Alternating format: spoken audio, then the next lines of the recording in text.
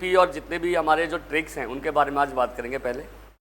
And दान आगे का जो 1 घंटा होगा, जो भी हम आगे घंटे की क्लास लेंगे, उसमें मैं आपको ईवीएस की पेडागोजी के बारे में बताऊँगा। ठीक है, तो सीडीपी स्टार्ट से करते हैं। कुछ शब्द ऐसे हैं जो कि पॉजिटिव होते हैं, कुछ ऐसे शब्द हैं जो कि नेगेटिव होते हैं, कुछ ऐसे चीज़ें हैं जो कि बेसिकली हर एग्ज़ाम में वर्ड आते हैं कि इन वर्ड पर पूछता है कि भाई ये है क्या। तो मैं स्टार्टिंग से बताता हूँ। ठीक है, तो कुछ ऐसे पहले तो शब्द सुनो आप, जो कि ना एग्ज़ाम में चांसेस होते हैं कि अगर ये वर्ड मिल जाए तो आंसर इसके होने के चांसेस हो सकते हैं। बड़ी ट्रिक है, जो नहीं कि ये 100% सही ही होगा, बट क्वेश्चन अगर पॉजिटिव होगा तो हम इसको ये आंसर लगा सकते हैं। तो पहले मैं बात करूं कि पॉजिटिव क्वेश्चंस कौन से होते हैं। देखो, पॉजिटिव क्वेश्चंस वो होते हैं जिसके आंसर, जो क्वेश्चंस में ना नॉट नहीं दिया हुआ, एकदम नॉर्मल क्वेश्चन हो, वो सारे पॉजिटिव होते हैं, है ना। यानी इसको हम क्या बोलते हैं, सकारात्मक क्वेश्चंस, है ना, सकारात्मक। अब सकारात्मक क्वेश्चन अगर है तो कुछ ऐसे वर्ड में लिखवा रहा हूं जो कि सीडीपी में भी आ सकता है, आपका पेडागोजी में आ सकता है। एक वर्ड होता है जैसे मल्टी डायमेंशनल। क्या लिखा हुआ है, मल्टी डायमेंशनल। या एक वर्ड और होता है मल्टी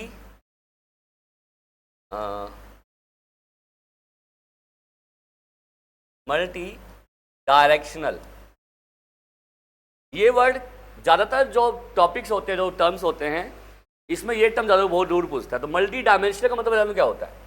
इसका मतलब होता है बहुरूपी या बहुदिशा, है ना, या बहुआयाम। इसको बहुआयाम बोल सकते हैं हम लोग, इसको हम बोल सकते हैं बहुआयाम, और इसको हम कह सकते हैं बहुरूपी या बहुदिशा।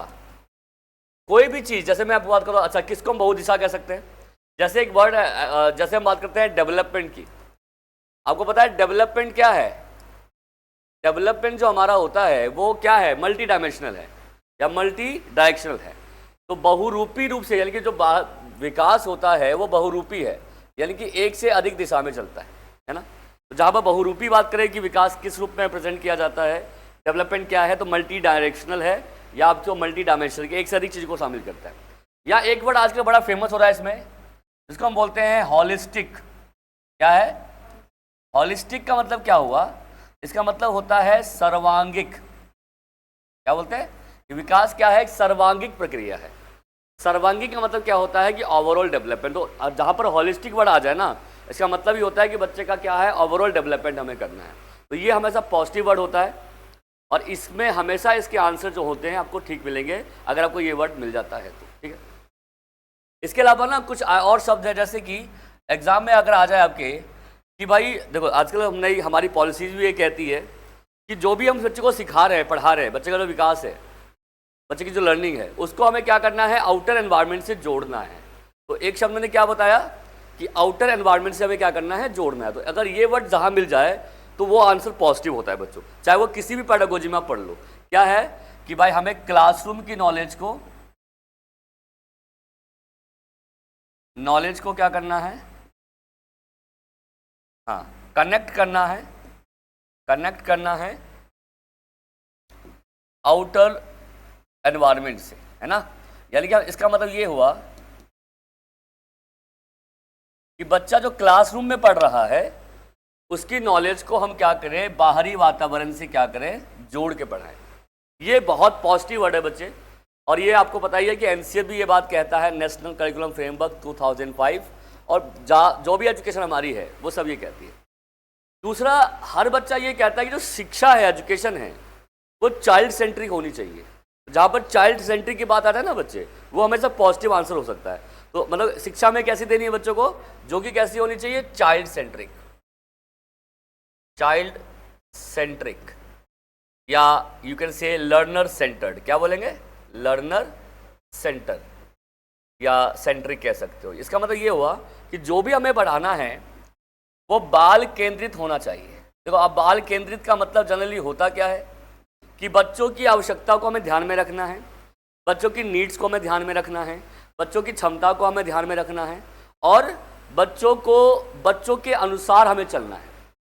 और बच्चों को सिखाने के लिए हमें प्रेरित करना है। तो बच्चों के अनुसार जो भी हम एक्टिविटी करते हैं, है ना, वो सिखाना हमें। दूसरी बात, हमें बच्चों के ना प्रोग्रेस के बारे में सोचना है। तो बच्चों को प्रोग्रेसिव लर्निंग करानी है हमें, जहाँ बच्चा क्वेश्चन पूछ पाए, जहाँ बच्चा आंसर ले पाए। तो जहाँ पर ये है ना कि बच्चों के आधार पर पूछा जाए, जहाँ बच्चा क्या कर रहा है, क्वायरी कर रहा है। जहाँ एक क्वेश्चन एग्जाम में आ जाए कि बच्चा क्या कर रहा है, मान लो बच्चा एक्सप्लोर कर रहा है, तो बच्चों को हम एक्सप्लोर करने का, यानी कि अन्वेषण कहते हैं, कि अपनी बात को कहने का मौका दें, एक्सप्लोर करने का, एक्सप्रेस करने का, है ना। एक्सप्रेस मतलब होता है अपनी बात को एक्सप्रेस करने का।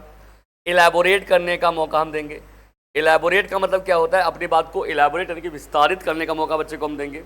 और बच्चों को क्रिएट करने का, क्रिएट मतलब क्या होता है, सृजन करने का मौका दोगे। तो ये वर्ड जहाँ मिल जाएंगे तो समझो कि उसका आंसर ये बेस्ट हो सकता है। क्या क्या लिखा हुआ, एक्सप्लोर करना, अभी किसी बात को अन्वेषित करना, दिखाना, बताना। एक्सप्रेस मतलब अभिव्यक्त करना, है ना। और एलैबोरेट करना यानी कि बच्चों को अब अपनी बात को कहने का, एलैबोरेट करने का मौका देंगे। और क्रिएट मतलब होता है सृजन करने का मौका बच्चों को अपने। तो ये वर्ड जहाँ पे आ जाए ये पॉजिटिव ऑप्शन होता है और ये आंसर सारे आपके क्या होंगे, ठीक होंगे। इसके अलावा और क्या बात है, और हम लिख सकते हैं जैसे कि बच्चों को और क्या वर्ड हो सकते हैं, जैसे कि हमें क्या करना है, बच्चों को सेल्फ डायरेक्टेड लर्निंग करानी है। सेल्फ डायरेक्टेड लर्निंग होनी चाहिए या सेल्फ रेगुलेटेड लर्निंग हम बच्चों को कराएंगे। सेल्फ रेगुलेटेड लर्निंग मतलब कि ये कहता है कि भाई बच्चा कोई भी सीख रहा है ना, कुछ भी काम, वो उसमें खुद के अनुसार सीखे, स्वयं प्लान बनाए। सेल्फ डायरेक्टेड लर्निंग का मतलब होता है स्व निर्देशित अधिगम, है ना, कि वो अपने लर्निंग को खुद प्लान करे। इसमें क्या होता है पता है, सेल्फ लर्निंग के अंदर हम ना किसी भी चीज को खुद प्लान करते हैं। तो सेल्फ क्या कर रहे हैं, हम लोग प्लान कर रहे हैं, कोई चीज को खुद प्लान कर रहे हैं। हम सेल्फ क्या कर रहे हैं, उसको देख भी रहे हैं, चेक भी कर रहे हैं, मॉनिटर भी कर रहे हैं, और उसको हम सेल्फ क्या कर रहे हैं बच्चों, असेस भी कर रहे हैं, है ना। यानी कि जब हम कोई चीज़ का प्लान बनाते हैं खुद, फिर उसको देखते हैं, मॉनिटर करते हैं, और उसको असेस मतलब क्या होता है, आंकलन किया जाता है। तो जहाँ पर ये लिखा है कि बच्चा सेल्फ डायरेक्शन से सीखता है या सेल्फ रेगुलेट करके सीखता है, तो वो ऑप्शन बेस्ट ऑप्शन हो सकता है बच्चों। तो बच्चों को ना खुद सेल्फ लर्निंग करने का आप क्या करोगे बच्चों, अपने काम को खुद प्लान करें, खुद करके। या एक टर्म होता है जिसको बोलते हैं सेल्फ लर्निंग बाय डूइंग, पढ़ा ना आप लोगों ने, कि बच्चों को हम क्या करें, लर्निंग बाय डूइंग करने का मौका दें। लर्निंग बाय डूइंग मतलब क्या होता है बच्चों, स्वयं करके सीखने का हम क्या देंगे बच्चों, मौका दें। ये आपने सुना भी होगा, जब बच्चा स्वयं करके सीखता है ना बच्चों, तो वो बेस्ट सीखता है। बेस्ट लर्निंग होती है जब बच्चा खुद इन्वॉल्व होकर सीखता है, ठीक है। और जो भी हम सिखा रहे हैं बच्चों को, वो ना कॉन्टेक्चुअल लर्निंग होनी चाहिए। क्या होनी चाहिए, अच्छा कॉन्टेक्चुअल लर्निंग क्या होती है पता है आपको, सांदर्भिक, कि जो भी हम पढ़ा रहे हैं उसी के अकॉर्डिंग एग्जाम्पल्स दे बच्चों को, वही चीज़ बच्चों को दिखाएं, है ना, उसी को रिलेट करके पढ़ाएं। जैसे मान लो कि ऐसा नहीं है कि पढ़ा रहे हो आप पानी के बारे में और दिखा रहे हो पहाड़ों आप, ऐसा नहीं होना चाहिए।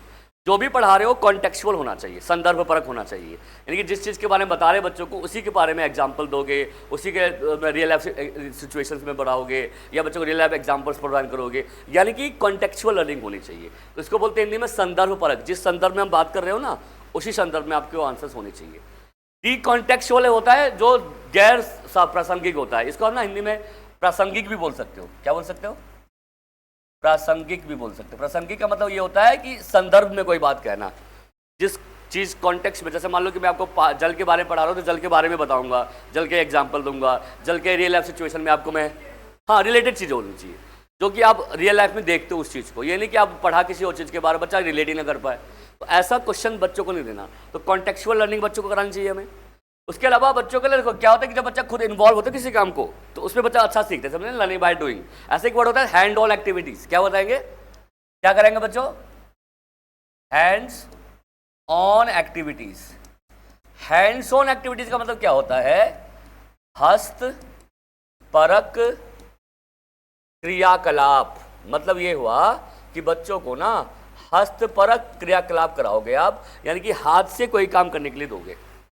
ईवीएस की जो हम पेडागोजी पढ़ते हैं ना, उसमें ये बात कही गई है कि बच्चा कोई भी चीज़ खुद इन्वॉल्व होता है तब सीखता है। तो जैसे कोई चीज़ लेके बच्चे को कुछ बनाना सिखा रहे हैं हम लोग, आपने देखा होगा बच्चों, जैसे हम लोग गेम्स खेलते हैं, घर घर प्ले खेल खेला जाता है, डॉक्टर खेला जाता है, तो बच्चे उसमें खुद इन्वॉल्व होते हैं, डॉक्टर बन जाता है। तो कोई एक्टिविटी हम करा रहे हैं ना, उसमें बच्चा खुद हाथों से कोई चीज़ कर रहा है, कोई चीज़ बना रहा है, ऐसे काम होंगे। तो हैंड्स ऑन एक्टिविटीज से अगर आप काम देते हो तो आप ना बच्चे, पहली बात तो ना बच्चों में दो चीज़ डेवलप करोगे। एक तो बच्चों में क्या डेवलप करोगे, क्या पता है आपको? एक बच्चों में डेवलप करोगे जिसको बोलते हैं क्या बोले, ऑटोनॉमी। क्या बोल सकते हैं इसको? ऑटोनॉमी में जानते हो क्या होता है? स्वायत्ता बोलते हैं इसको। स्वायत्ता मतलब कि आप ना, बच्चा काम को करने के लिए खुद तैयार हो रहा है, खुद आगे बढ़ रहा है, तो बच्चे में स्वायत्ता का विकास भी आप कर रहे हो। ऊपर से आप क्या कर रहे हो पता है आपको? आप बच्चों के अंदर ना एक तरीके से सेल्फ बिलीव या सेल्फ कॉन्फिडेंस, वो बच्चा क्या कर रहा है, डेवलप कर रहा है। इवन हैंड्स ऑन एक्टिविटी से क्या होता है कि बच्चा कुछ बना रहा है ना, तो बच्चे में क्या हो रही है, क्रिएटिविटी भी डेवलप की जा रही है। तो आप जो भी एक्टिविटीज करवा रहे हो बच्चों को, वो कैसे होने चाहिए? ज़्यादातर हैंड्स ऑन होने चाहिए। और इस हैंड्स ऑन से बच्चे को मिलता है, याद रखना, एक अच्छा एक्सपीरियंस। क्या मिलता है? एक्सपीरियंस मिलता है, यानी कि बच्चे को अनुभव मिलता है। और अनुभव, याद रखना, हमेशा आपको सीखने के लिए क्या करता है, मोटिवेट करता है। ये ध्यान रखना। तो ये वर्ड सारे क्या है, पॉजिटिव वर्ड है। सेल्फ डायरेक्टेड लिखा हुआ है, लर्निंग बाय डूइंग लिखा हुआ है, कॉन्टेक्स्ट में लिखा हुआ है, हैंड्स ऑन एक्टिविटीज़ की बात करें, ये सारे वर्ड क्या होते हैं, पॉजिटिव होते हैं। इसके अलावा आपने एक वर्ड ज़्यादातर देखा होगा, मतलब क्या? सीखने के अवसर देना, अपॉर्चुनिटी। सुना है? अपॉर्चुनिटीज, ये बोलते बच्चों, अवसर वर्ड जहां लिखा हुआ आ जाए ना, ये हमेशा सबसे मतलब बेस्ट आंसर होता है। ये कोई भी चीज़, जैसे सीखने के अवसर, बोलने के अवसर, कहने के अवसर, अवसर लिखा हुआ होना चाहिए। बट आजकल ना क्वेश्चन थोड़े से ना चेंज करके बना रहे हैं, वर्ड थोड़ा सा चेंज कर दे रहे हैं। आप बता दूंगा, अब अवसर भी ना, अब देखो ये देखना कि अवसर किस चीज़ की बात कर रहा है, किसी का अवसर या किसी की अपॉर्चुनिटी की बात कर रहा है। तो अगर लिखा हुआ है किसके अवसर, सीखने के अवसर, किसके अवसर देने के बोले बात करें, सीखने यानी कि लर्निंग के अवसर देने की बात करें, तभी आंसर ठीक होगा। एक्सप्रेस यानी कि बोलने के अवसर, है ना, एक्सप्रेस यानी कि अपने आप को कहने के अवसर, बोलने का अवसर आप दे रहे हो। इसके अलावा अभ्यास, मतलब अभ्यास तो नहीं कह सकते, एक्टिविटी करने का अवसर दे रहे हो आप, है ना, खुद क्रियाकलाप करने का अवसर आप दे रहे हो, है ना, तब ठीक है। अब ये नहीं क्वेश्चन में आ गया रटने का अवसर दे रहे हो आप, तो रटने का अवसर रोंग हो जाएगा बच्चों, फिर वो नेगेटिव वर्ड में आ गया बच्चों। तो आपको ये देखना है कि अवसर तो लिखा हुआ है, लेकिन वो अवसर किस चीज़ के लिए कह रहा है।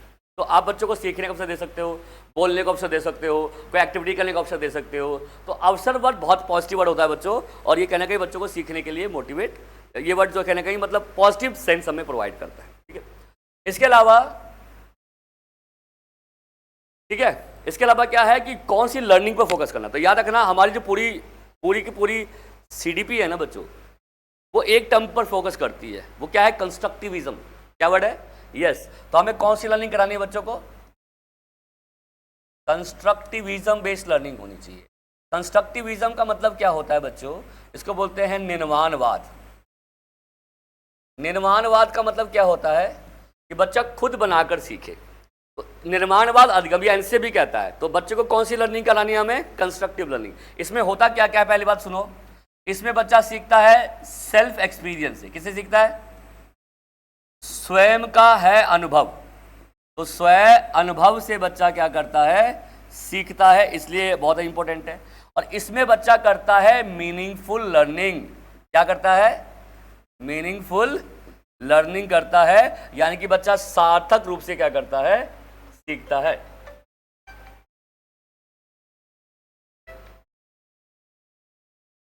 यहाँ पे तो उतार लो आप लोग, ठीक है। ये वाला इधर, अच्छा, एक तो होता है स्वायत्ता, खुद से कई काम करने की एबिलिटी आती है, सेल्फ कॉन्फिडेंस आता है, विश्वास जागृत होती है, और तीसरा बच्चा क्रिएटिव, अब खुद करेगा तो क्रिएटिविटी डेवलप होगी ना बच्चे में, तो ये चीज़ याद रखना। और अनुभव भी मिलेगा बच्चे को, है ना। कंस्ट्रक्टिव लर्निंग मतलब क्या होता है, बच्चा खुद बना के सीखता है ना। मीनिंगफुल लर्निंग बच्चे की होती है ना। मीनिंगफुल लर्निंग बच्चे डेवलप करते हैं। और इसमें क्या होता है, बच्चे चीज़ों को डिस्कवर करते हैं। क्या करते हैं? डिस्कवरी की जाती है। बच्चा क्या करता है, चीज़ों को खोजबीन करता है।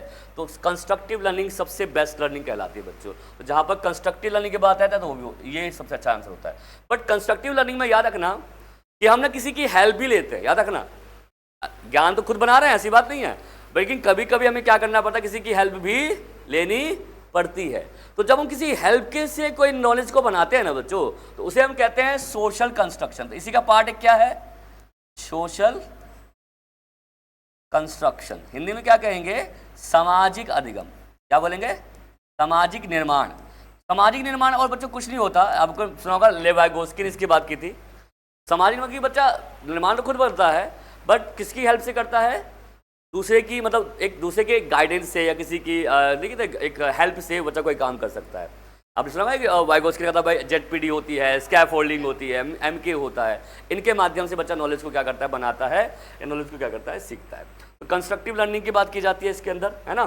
तो ये बेस्ट आंसर होगा बच्चों। कंस्ट्रक्टिव लर्निंग होती क्या है ये भी मैंने आपको इसके अंदर बता दिया। इसके अलावा एक क्वेश्चन एग्जाम में आता है प्याजे के बारे में, प्याजे के कीवर्ड्स क्या क्या हैं। तो जब प्याजे की बात करें, किसकी बात करें, तो जीन पियाजे की अगर बात करें तो इसके कुछ कीवर्ड याद रखना। ये वर्ड अगर आएंगे तो पियाजे से कनेक्ट होगा। लिखा हुआ है क्या चीज, डिस्कवरी लिखा हुआ है, खोजबीन, इसकी बात इन्होंने की थी। अगर बात आए बायोलॉजिकली सीखने की, जन्मजात, बायोलॉजिकल मतलब क्या होता है कि बाय बर्थ बच्चे में क्या होता है कि हाँ जन्मजात रूप से सीखने की योग्यता होती है। तो बायोलॉजिकल मैच्योरेशन की बात आ जाए कि जन्म के बाद बच्चे की जो से एज बढ़ती है बच्चा सीखता है। और इन्होंने बच्चे को लिटिल साइंटिस्ट कहा था, आपको बताना ये वर्ड तो आपको पता होगा कि बच्चों को इन्होंने क्या कहा था कि क्या होते हैं, लिटिल साइंटिस्ट होते हैं, एक नन्हे वैज्ञानिक होते हैं बच्चे, है ना। इवन ये बात करते हैं कि बच्चे के अंदर ना बहुत सारा क्यूरियोसिटी होती है, जिज्ञासा होती है, बट उनको पूछने के अवसर मिलने चाहिए बच्चों को। तो बच्चों को क्या करना चाहिए, सेल्फ एक्सप्लोर करने के, हमने बात अभी पहले भी की थी, बच्चे की एक्सप्लोर करने के अवसर मिलने चाहिए, बच्चों को सीखने समझने का मौका मिलना चाहिए। तो इन्होंने बात की थी, आपको याद होगा, एसिमिलेशन और अकोमोडेशन की, है ना। इसकी बात की थी एसिमिलेशन और अकोमोडेशन, ये वर्ड याद रखना बच्चों। अकोमोडेशन मतलब क्या होता है, एसिमिलेशन मतलब होता है जब हम कोई नॉलेज में कोई नॉलेज और जोड़ लेते हैं, ज्ञान में कोई ज्ञान जोड़ लेना, क्या कहलाता है, एसिमिलेशन। हिंदी में इसको कहते हैं आत्मसात।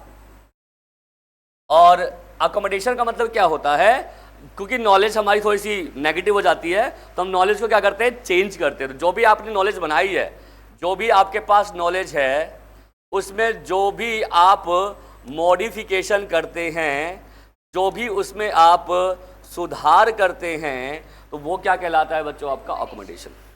तो एक होता है, हाँ जी, सेल्फ एक्सप्लोर, अपनी बात को कहना, एक्सप्रेस करना, बताना अपनी बात को। बायोलॉजिकली जन्म से ही बच्चे की एज जैसे बढ़ती है बच्चा वैसे ही सीखता है।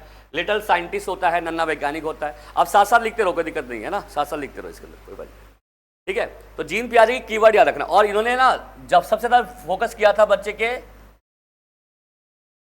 थॉट पर, चिंतन पर, किस पे फोकस किया था कि बच्चे में चिंतन जैसे जैसे डेवलप होती है बच्चा वैसे वैसे सीखता है। और जैसे इसकी एज बढ़ेगी वैसे बच्चे में थिंकिंग का डेवलपमेंट होगा, बच्चों दिमाग जो ब्रेन डेवलप होगा, और ब्रेन डेवलप होगा तो बच्चा क्या करेगा, सीखेगा। तो बच्चे के सीखने में विचारों का बहुत बड़ा योगदान होता है ना। इवन उन्होंने 3 चीज़ की बात की थी, विचार भी होते हैं इंपॉर्टेंट, और बच्चों के जो अनुभव होते हैं, फिजिकल एक्सपीरियंस, वो भी इंपॉर्टेंट होते हैं बच्चों के, और थोड़ा बहुत सोशल एक्सपीरियंस भी अनुभव होता है। तो इन्होंने 3 चीज़ की बात की थी। एक तो बच्चों का कैसा अनुभव है, फिजिकल एक्सपीरियंस, भौतिक वातावरण, आसपास से बच्चा क्या एक्सपीरियंस लेता है, कैसे सीखता है। दूसरा, उसकी थिंकिंग स्किल कितनी अच्छी है, यानी कि थॉट प्रोसेस कितना अच्छा है। और दूसरा, बच्चे का सोशल एक्सपीरियंस, समाज से उसने क्या एक्सपीरियंस लिया है ना। ये 3 चीज़ होती है बच्चों। हालांकि इस सोशल एक्सपीरियंस पर उन्होंने कम फोकस किया था, बट फिजिकल एक्सपीरियंस यानी कि भौतिक वातावरण और वातावरण पे, और किसमें बच्चों, विचार पर सबसे ज़्यादा फोकस किया था बच्चों जीन पियाजे ने बच्चों। तो ये कीवर्ड है इसके पियाजे के, ये वर्ड जहाँ मिल जाए इसके वाले किसके बारे में बात की जा रही होगी, पियाजे की बात की जा रही होगी। इसके अलावा इन्होंने एक बात और कही थी कि बच्चे जो होते हैं वह जो सीखते हैं, जिज्ञासा से सीखते हैं, एक्सप्लोर करते हैं, है ना। और बच्चों में थिंकिंग स्किल जैसे डेवलप की बच्चा वैसे से क्या करता है, सीखता है और समझता है। और इन्होंने 4 प्रकार के स्टेज दिए थे, तो इन्होंने डेवलपमेंट के स्टेज भी दिए थे। तो 4 स्टेज आपको पता होनी चाहिए, जो हम 4 स्टेज आपने पढ़ाया था आपको मैंने। सेंसरी मोटर, हाँ जी, हाँ, स्कीमा, वही स्कीमा सीमा आ जाएगा, लिख सकते हो आप। स्कीमा जो बनाता है बच्चा माइंड के अंदर, ये भी सीमा आप लिख सकते हो। स्कीमा एक कॉन्सेप्ट होता है जो माइंड में बच्चा सेट करता है। हाँ, इक्विलिब्रेशन होता है जिसमें बच्चा डिसइक्विलिब्रियम से इक्विलिब्रियम की ओर जाता है ना, एसिमिलेशन अकोमोडेशन करता है। तो ये बहुत सारे प्रोसेस है अंदर। अगला एक कीवर्ड लिख लो वाइगोस्की के, है ना, ले वाइगोस्की, जहाँ पर आपको मिलेगा, आपको कुछ वर्ड लिखने हैं, जैसे इसमें भी लिखना हो, किसमें सोशल इंटरेक्शन लिखा हुआ आ जाए, सोशल इंटरेक्शन जिसको हम सामाजिक अंतःक्रिया कहते हैं। लिखा हुआ आ जाए बच्चों स्कैफोल्डिंग जिसको हम बेसिक हेल्प बोलते हैं, स्कैफोल्डिंग है ना। क्या होता है बच्चों, ये बेसिक हेल्प होता है ना। स्कैफोल्डिंग होता है जिसको हम आधारभूत सहायता बोलते हैं। सोशल इंटरेक्शन सामाजिक अंतःक्रिया क्या बोलते हैं, सामाजिक अंतःक्रिया है ना। स्कैफोल्डिंग का मतलब क्या होता है बच्चों, फोल्डिंग का मतलब होता है हाँ हिंड क्लू से कोई भी काम किया जाता है। तो इसमें स्कैफोल्डिंग में क्या होता है कि बच्चे को हम हेल्प देते हैं, एक क्या होता है सहारा बोलते हैं इसको, बेसिक हेल्प होता है सहारा, या कभी कभार इसको हम पाड़ भी बोल देते हैं है ना, ढांचा भी बोल सकते हैं है ना। या जेडपीडी हमने बात की थी, जोन ऑफ प्रॉक्सिमल डेवलपमेंट, समीपस्थ विकास का क्षेत्र, बच्चा क्या सीख रहा है और कहाँ तक सीख चुका है उसके बीच का डिफरेंस क्या है। जहाँ पे डिफरेंस की बात की जाए जेडपीडी होता है, जहाँ पे सहारा सपोर्ट की बात की जाए, हिंट की बात की जाए, वहाँ पे स्कैफोल्डिंग होता है। और ये हेल्प लेते हैं किससे हम बच्चों, वो लेते हैं एमकेओ से। एमकेओ का मतलब होता है मोर नॉलेजेबल, अधिक ज्ञान वाला व्यक्ति, जो क्या है किसी टॉपिक के बारे में क्या रखता है, अधिक ज्ञान रखता है। इसके अलावा ये बात करते थे किसकी बच्चों, ये बात करते थे कि ग्रुप लर्निंग बहुत अच्छे बच्चा, ग्रुप कोलैबोरेशन से बच्चा सीखता है। ग्रुप कोलैबोरेशन का मतलब क्या हुआ कि जब बच्चा ग्रुप में इन्वॉल्व होता है तो अच्छा सीखता है ना। बच्चा कोऑपरेशन से सीखता है, हेल्प एक दूसरे की हेल्प से, कोऑपरेशन से सीखता है ना। पीयर ट्यूटरिंग से सीखता है ना। जो बच्चा ग्रुप नहीं मिलकर आपस में दूसरे को सिखाते हैं जिसको हम पीयर ट्यूटरिंग कहते हैं, पीयर ट्यूटरिंग से बच्चा सीखता है ना। रेसिप्रोकल से सीखता है, रेसिप्रोकल मतलब होता है आसपास के एक दूसरे की हेल्प के द्वारा। रेसिप्रोकल मतलब क्या होता है, पारस्परिक रूप से सीखना। तो बच्चे पारस्परिक रूप से सीखते हैं। ये सब किसने कहा है बच्चों, वाइगोस्की। तो वाइगोस्की जहाँ पर मिलेगा ये सारे वर्ड आपको क्या करने हैं, याद रखना है, ये कीवर्ड है इसके। और ये सारे वर्ड जहाँ मिल जाए वहाँ पर किसकी बात की जा रही होगी, जीन पियाजे की बात होगी। बहुत इंपॉर्टेंट है, इस पे एग्जाम में क्वेश्चन तो आता ही आता है, याद रखना ठीक है। इसके अलावा बच्चा किस रूप से सीखे, तो इंट्रिंसिकली मोटिवेशन, आपने सर एक वर्ड सुना होगा। देखो मोटिवेशन दो प्रकार के होता है, सीखने के लिए मोटिवेशन का बहुत बड़ा रोल है। और दो प्रकार के मोटिवेशन हमारे होते हैं ना, होते हैं ना बच्चों। तो एक कौन सा मोटिवेशन होता है हमारा, एक होता है इंट्रिंसिक आंतरिक रूप से, और एक कौन सा होता है बच्चों, एक्सट्रिंसिक यानी कि बाहरी रूप से। तो ये चीज ध्यान रखना, इंट्रिंसिक मोटिवेशन में ना आपकी खुद की इच्छा होती है काम को करने की। और याद रखना जब आप आंतरिक रूप से प्रेरित होते हो, और एक्सट्रिंसिक क्या होता है, जो हम रिवॉर्ड प्रेस से सीखते हैं। किससे सीखते हैं, रिवॉर्ड के माध्यम से। रिवॉर्ड होता है कोई पुरस्कार से सिखा रहे हो बच्चों को, या बच्चों को प्रेज वगैरह दे रहे हो, प्रशंसा कर रहे हो, इससे सीखते हैं।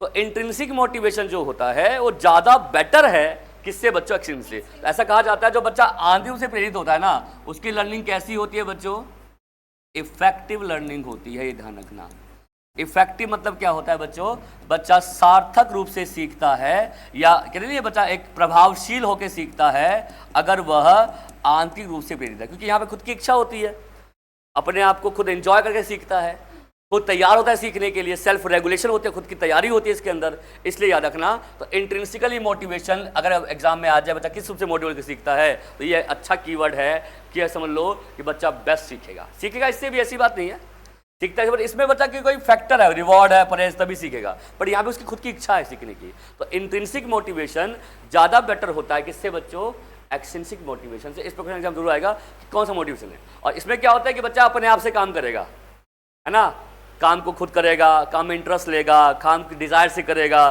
खुद की इच्छा हो, खुद काम अच्छा हो बुरा हो उस काम को खुद को आरोपित करेगा। इसको बोलते हैं सेल्फ, क्या है, सेल्फ रूप से एट्रीब्यूशन देना, अपने आप को आरोपण देता है बच्चा, इसमें सेल्फ एट्रीब्यूशन देता है। चाहे वो सक्सेस होगा तो भी अपने आप को कहेगा, फेल होगा तो भी अपने आप को कहेगा, और फिर से ट्राई करने के लिए क्या करेगा बच्चा, आगे की ओर बढ़ेगा। ये ध्यान रखना। हेलो, ये तुम पागल हो क्या, फोन मिला लो, फोन को नहीं उठा रही हो, फोन वो नीचे आके खड़ा हुआ है वो।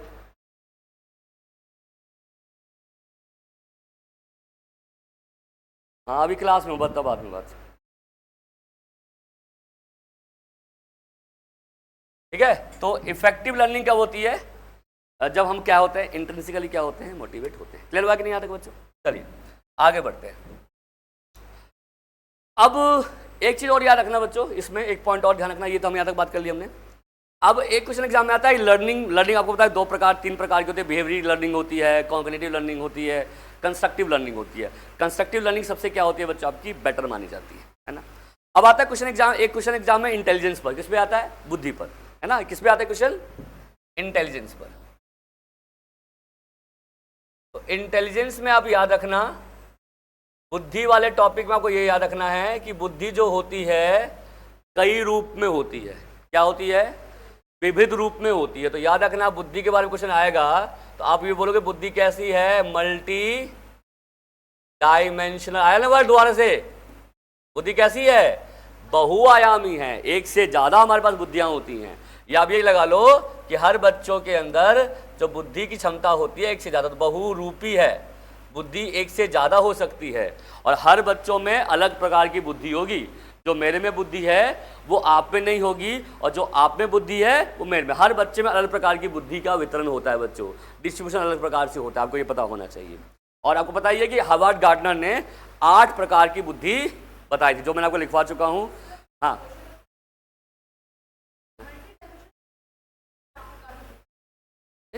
एक से ज़्यादा होगी ना आपके पास। अब एक तरह से एक से अधिक तो सोच सकते हो। अगर जब भी एक से अधिक तरीके से सोचने की बात करें ना तो मल्टी डायमेंशनल कहलाता है वो। मतलब कि आप एक तरीके से अगर सोल्यूशन निकाल रहे हो तो उसके और भी तरीके हो सकते हैं। मल्टी मतलब कि एक से अधिक तरीके से हम सोच सकते हैं किसी चीज़ को। तो ये है याद रखना। और बुद्धि में क्या क्या आता है, प्रॉब्लम को सॉल्व करना, रीजनिंग करना, तर्क वितर्क करना। तो बुद्धि क्या होती है, बहुरूपी होती है। कैसी होती है, बहुरूपी होती है। इसके अलावा एक क्वेश्चन एग्जाम में आता है, किसके ऊपर बता दूं मैं आप लोगों को, डिसेबल्ड के ऊपर, है ना। डिसेबल्ड या एक्सेप्शनल बच्चे कौन से होते हैं, क्या आपको बताइए। तो एक्सेप्शनल बच्चे कौन से होते हैं, तो एक्सेप्शनल या विशेष बच्चे, या एक वर्ड लिखा हुआ है डिसएडवांटेज। क्या लिखा हुआ है, डिसएडवांटेज।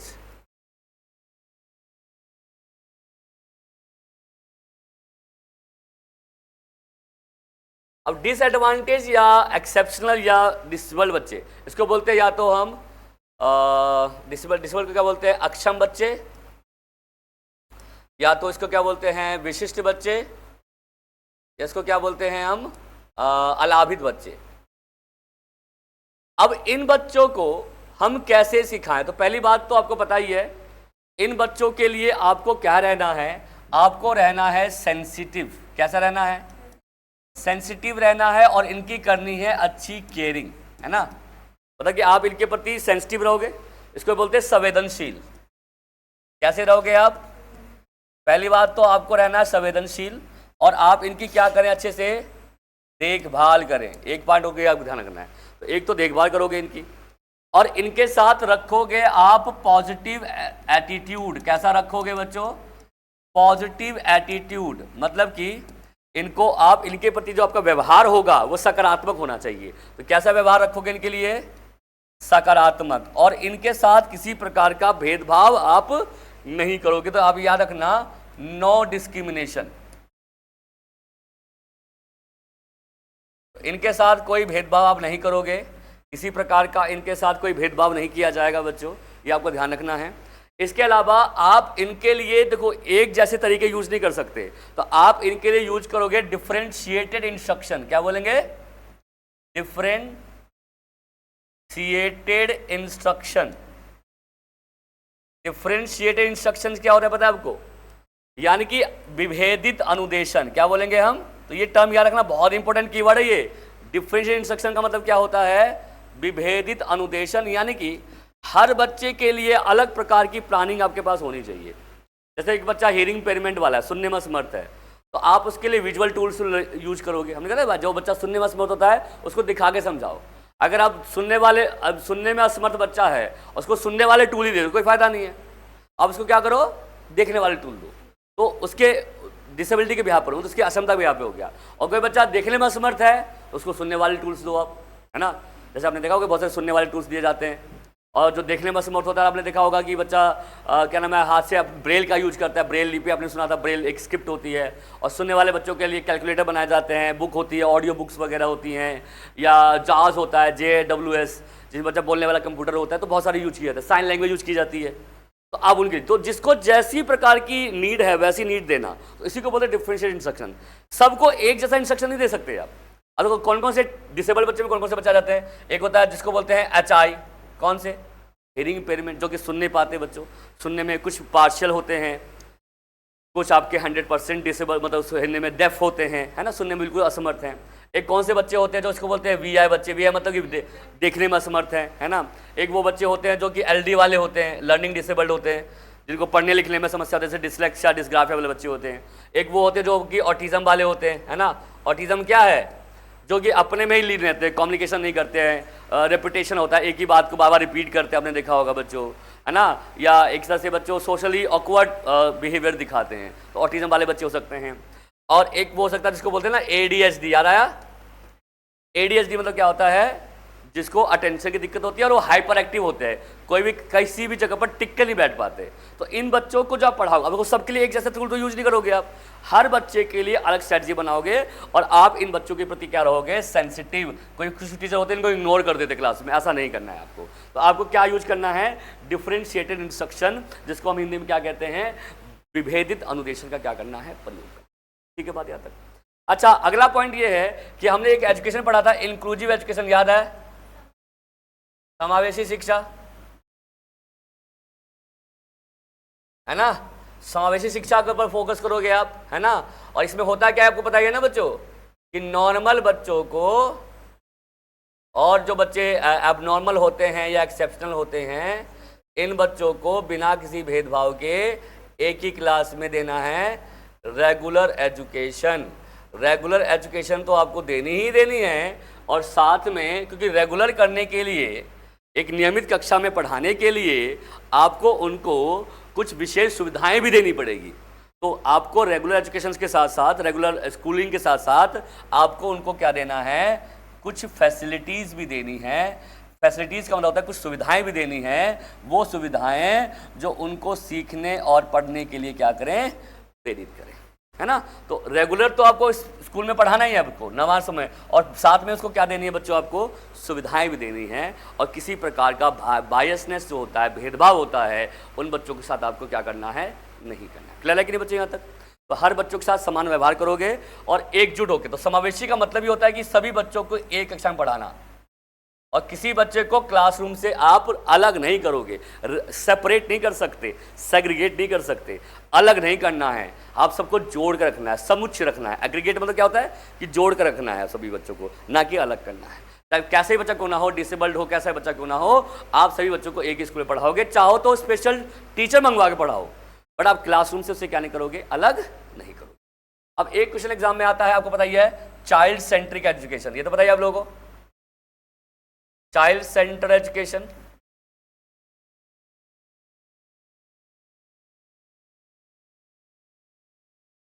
यह क्या होता है बच्चों? जब हम या इसको बोलते हैं प्रोग्रेसिव एजुकेशन।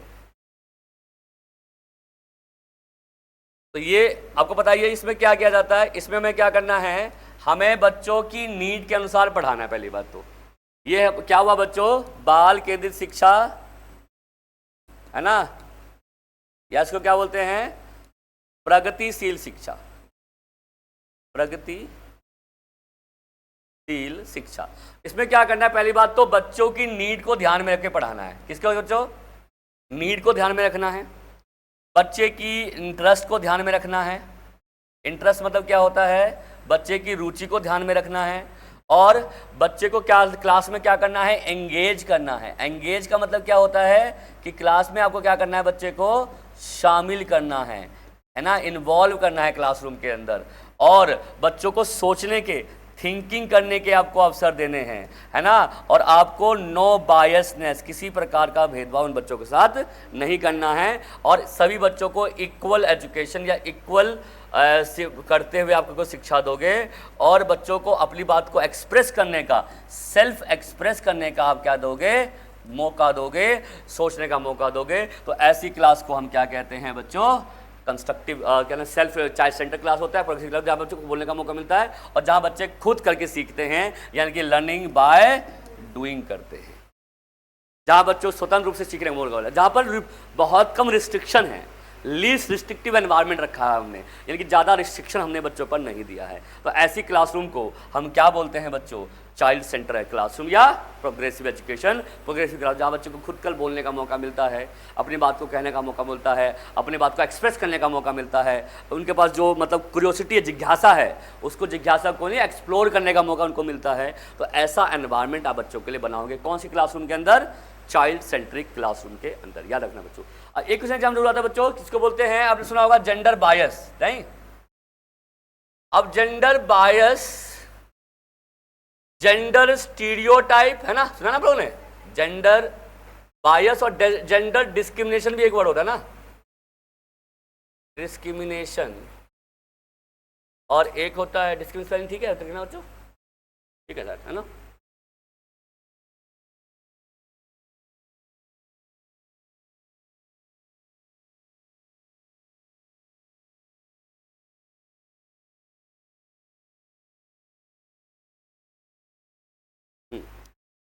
या जेंडर स्टीरियोटाइप, ये तीन वर्ड बड़े परेशान करते हैं एग्जाम में, आपने देखा होगा बच्चों। बायस कब होगा, डिस्क्रिमिनेशन क्या होता है, और जेंडर स्टीरियोटाइप क्या होता है, मतलब भेद, मतलब इसको बोलते हैं जेंडर, इसको बोलते हैं पक्षपात, लैंगिक पक्षपात, इसको बोलते हैं लैंगिक भेदभाव, और इसको क्या कहते हैं? लैंगिक पूर्वाग्रह, है ना?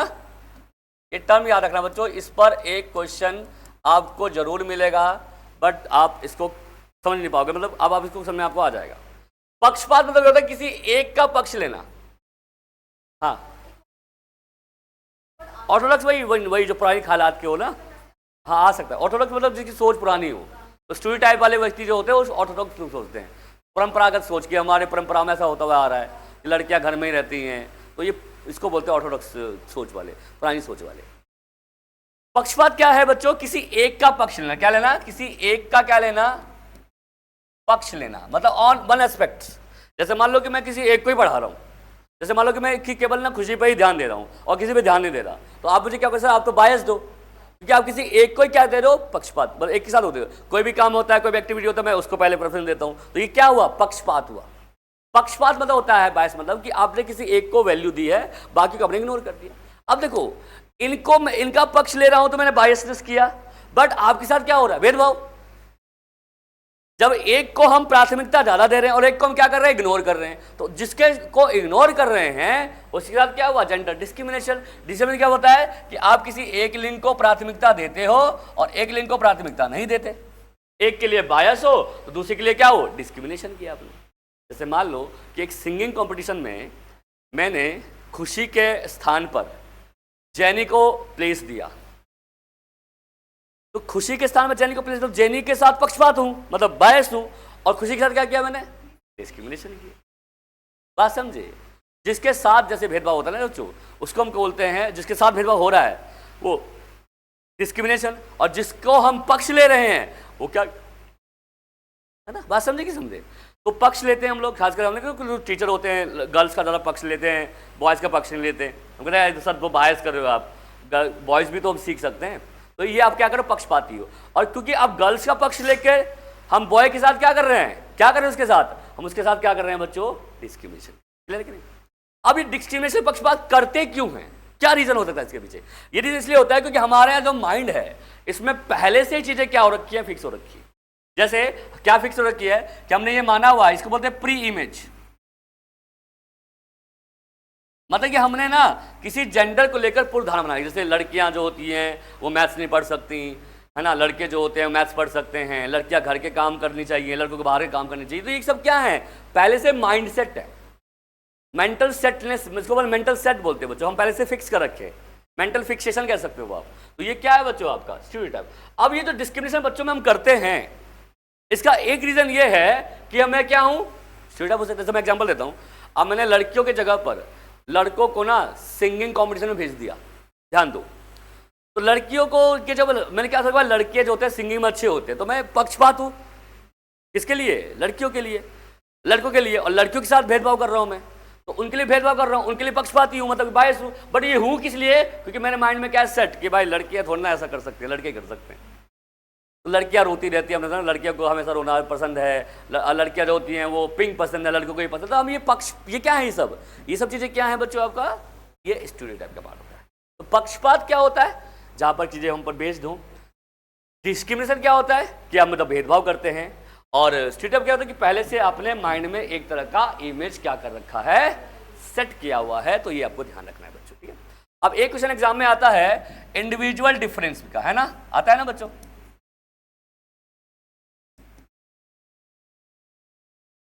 है ना, इसको क्या बोलते हैं? व्यक्तिगत विभिन्नता।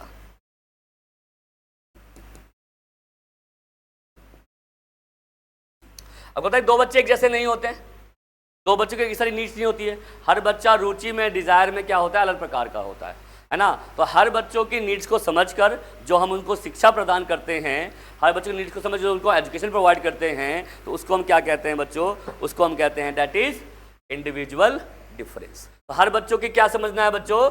कोई दो बच्चा नीड में, इंटरेस्ट में, लेवल ऑफ लर्निंग में, लेवल ऑफ टीचिंग या लर्निंग में, या ये कह सकते हो डिजायर्स में, है ना, एबिलिटी में, कभी भी एक जैसे नहीं होते हैं। सब में क्या होता है? डिफरेंस होता है। तो एज ए टीचर आपकी जिम्मेदारी है कि हर बच्चे की नीड्स को आप समझें, एबिलिटी को समझें और उनको क्या करें, एक अच्छी शिक्षा क्या करें बच्चों? प्रदान करें। ले लेकिन नहीं बच्चों यहाँ तक? हाँ हाँ, पैरिटी।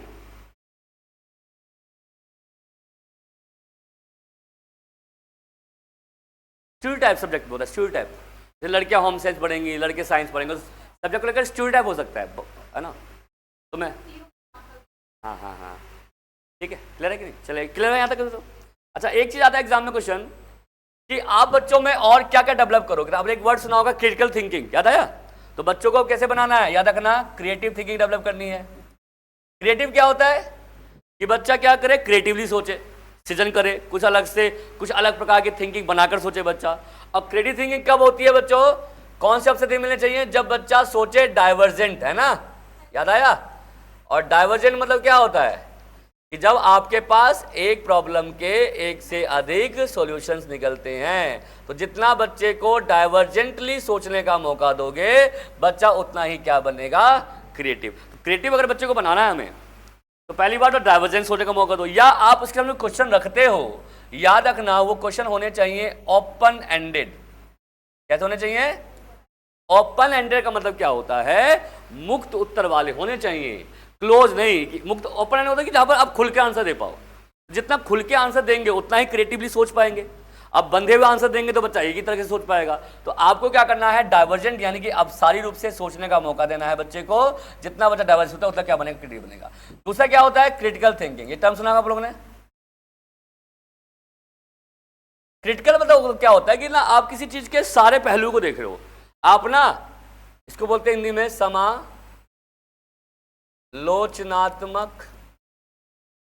चिंतन, यानी कि आप क्या कर रहे हो? थिंकिंग ऑन ऑल एस्पेक्ट्स, सभी पहलुओं पर सोचना। आप किसी चीज के पॉजिटिव पहलू पर भी सोच रहे हो और आप किसी चीज के नेगेटिव पहलू पर भी सोच रहे हो। जो लोग दोनों चीज पर आप सोचते हो तो वो क्या कहलाता है बच्चों? आपका क्रिटिकल थिंकिंग कहलाता है। जैसे आपने अब किसी की क्या होता है, कभी किसी धर्म के बारे में अच्छा बता देते हो, आप किसी को बुरा बता देते हो, है ना, या किसी धर्म के बारे में बहुत ज़्यादा बात करो, किसी के बारे में बात नहीं करते, किसी व्यक्ति के बारे में बहुत अच्छा बात करोगे, किसी के लिए बात नहीं करोगे। तो जब किसी के बारे में अच्छी बात कर रहे हो आप, तो उसमें कुछ नेगेटिविटी तो होगी, उसकी बात करो।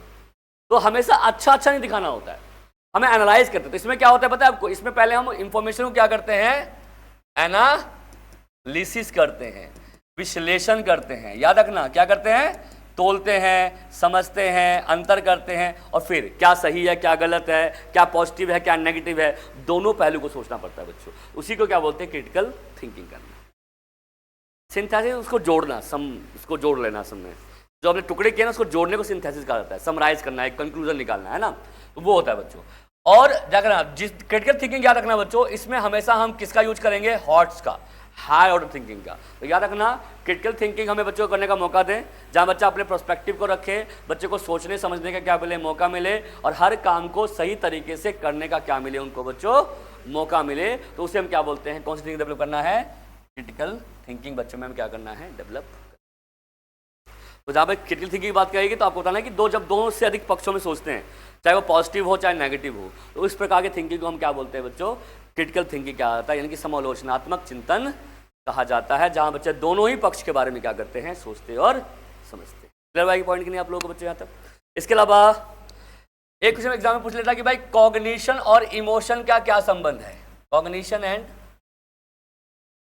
इमोशन, है ना, एग्जाम में आ जाता है कई बार ये क्वेश्चन। तो ये याद रखना कॉग्निशन और इमोशन आपस में क्या है बच्चों, अंतः संबंधित हैं, इंटर रिलेटेड हैं, और एक दूसरे को क्या करते हैं, प्रभावित करते हैं, यानी कि आपस में क्या है, अंतः संबंधित। एग्जाम में आता है देखो, कॉग्निशन मतलब क्या होता है, संज्ञान, और इमोशन मतलब क्या होता है, संवेग।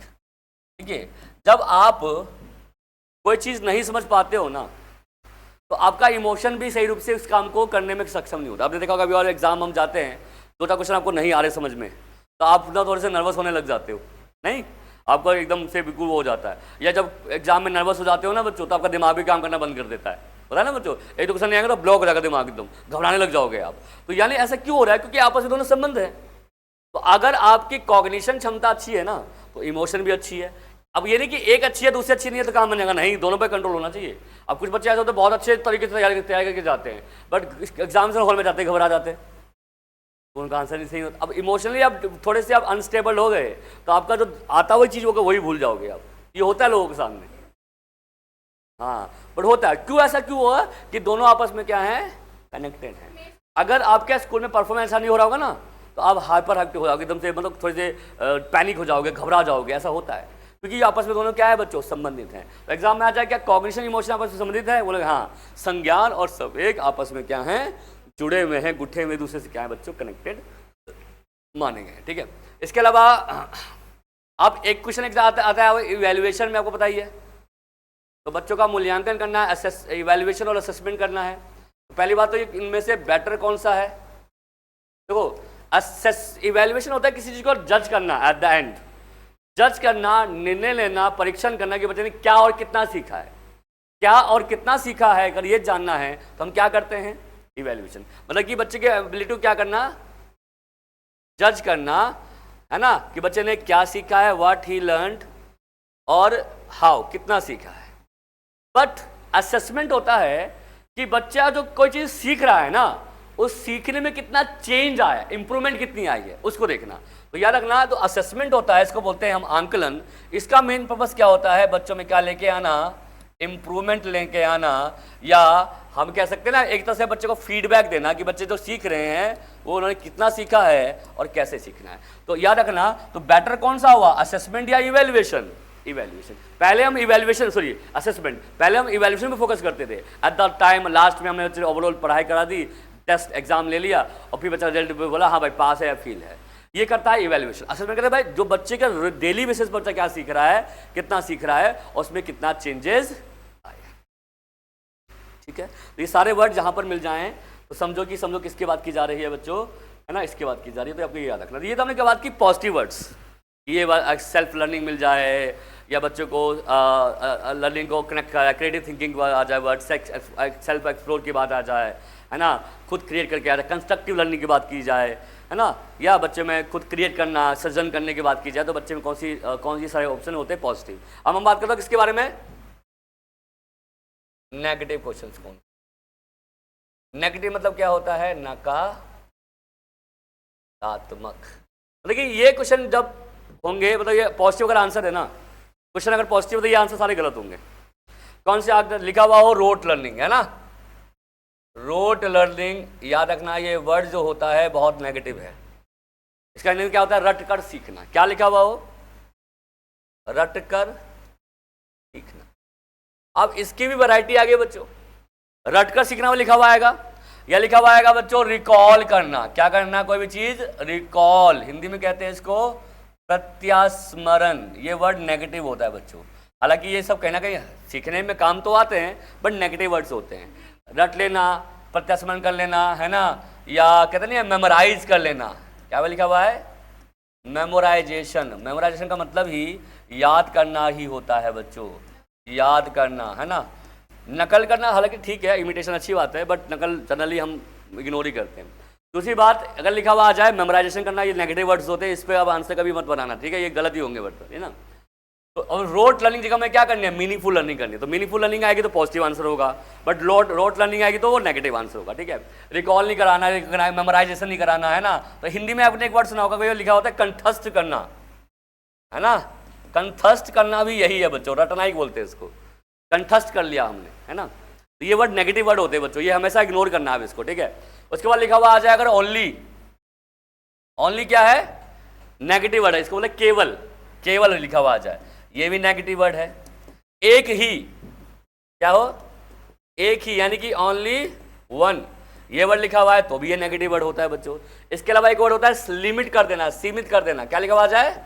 लिमिट, यानी कोई चीज क्या कर दिया आपने? सीमित कर देना।